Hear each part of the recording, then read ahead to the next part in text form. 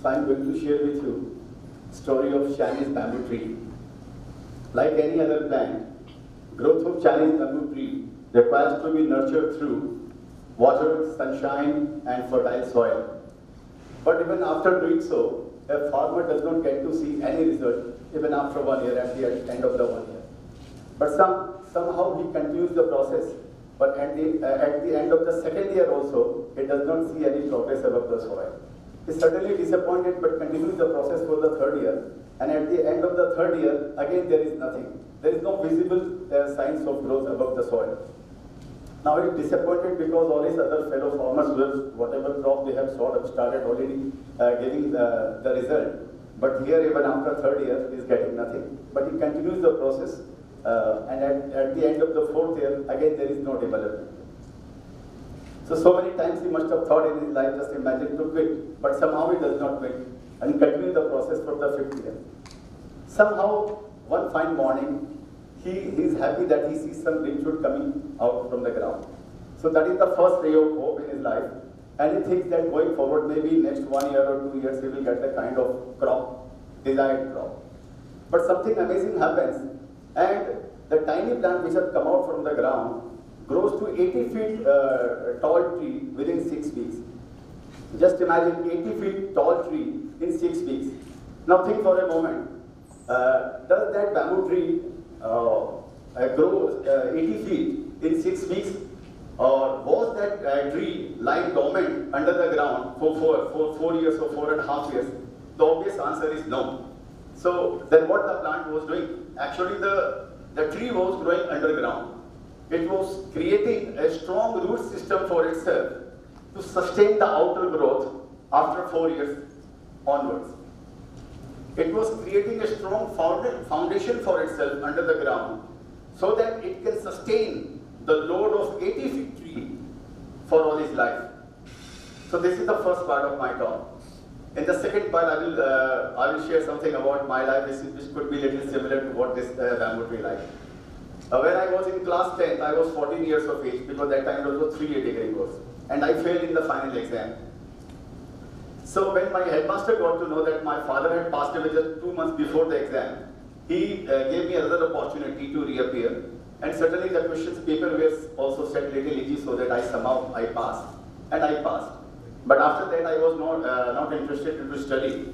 Because of the family situation, because there was no stable business, there was no capital, there was no savings at home, and my father was also was a trader in the stock market, and as you know, that trading was something like it was unorganized at that point of time, and it was like a gambling, just head and tail kind of things. So somehow there was a situation where adventurous, as I call it.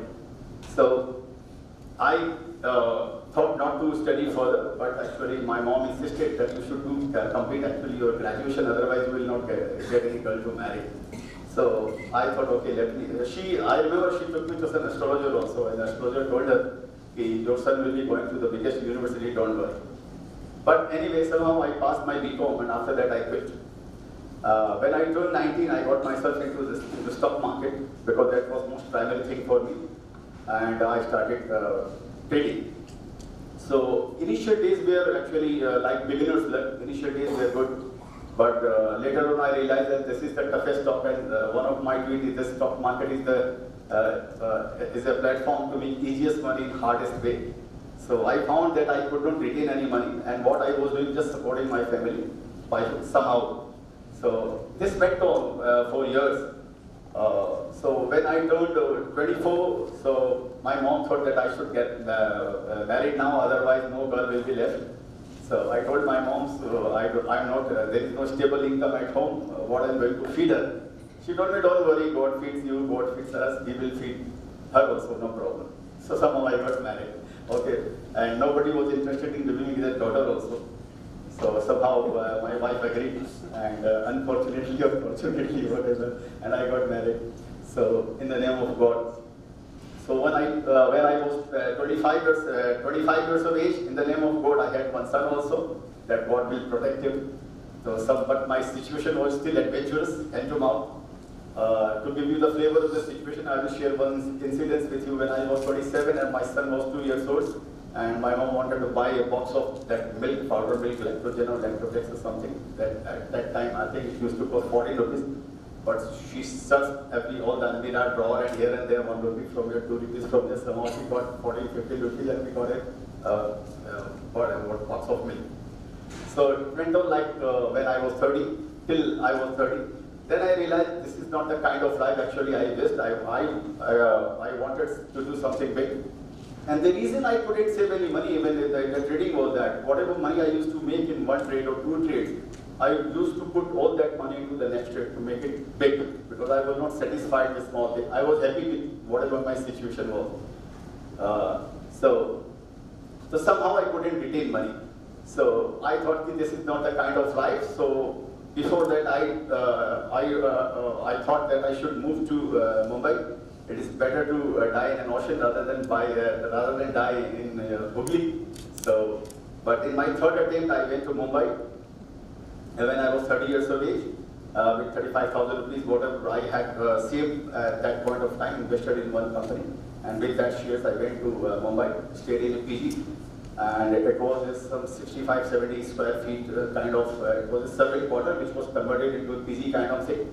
There me, my wife and my second son, who was 3 years old by then, came to Mumbai and stayed there. But that was the accommodation was also for a short while. We kept on changing from this PG to that PG.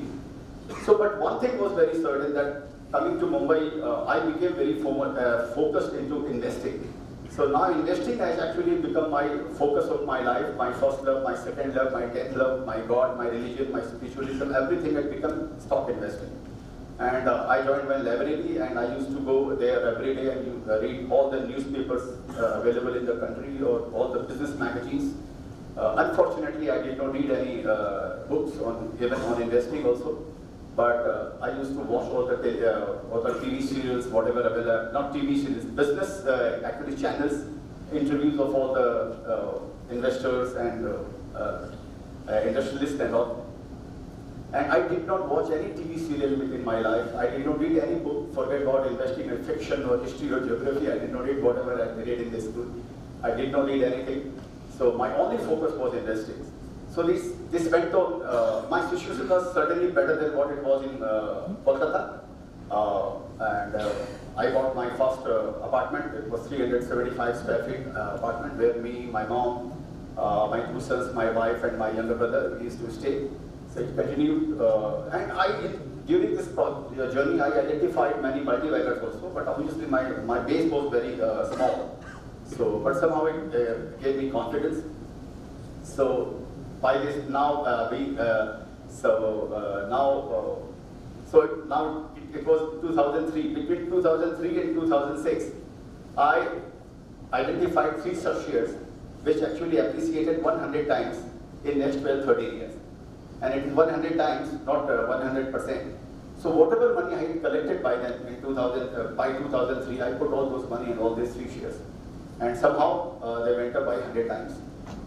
So that was the first, you can call it, first cycle, or first crop of the 90 feet tall bamboo tree, actually in my life.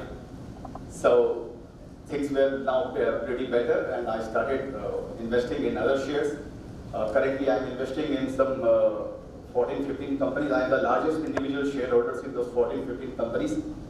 And needless to say that one of the shares in that list is into the business of milk and manufacturing of milk product.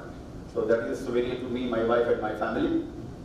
And after that, I started sharing my experiences with on the TV channels and newspapers, just to you can call it, so that the new and young investors who are coming into the market for the first time don't have to go to that kind of hardship. If they can learn something from that, that would be my gratitude to my business.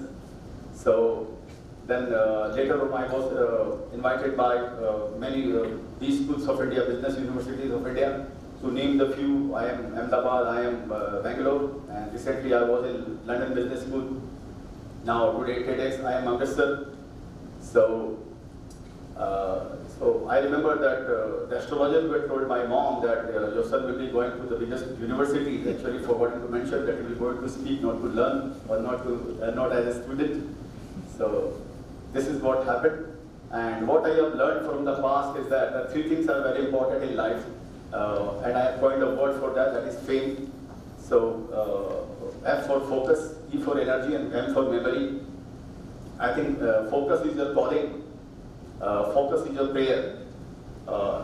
If you focus on something, I think that thing communicates with you. And second most important thing is energy. Energy is your mantra. I think your confidence is your energy. Your fear is also your energy. And your optimism is also your energy. Without your energy, everything is a waste. And the third important thing is memory. I think memory is your blessings.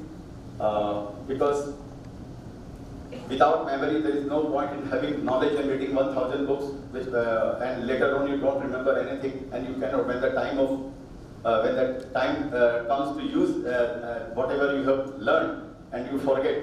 So then it's a waste of your energy.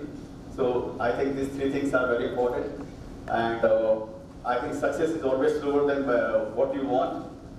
And the questions are that how badly do you need in your life, and how far can you go to work for it. Thank you very much.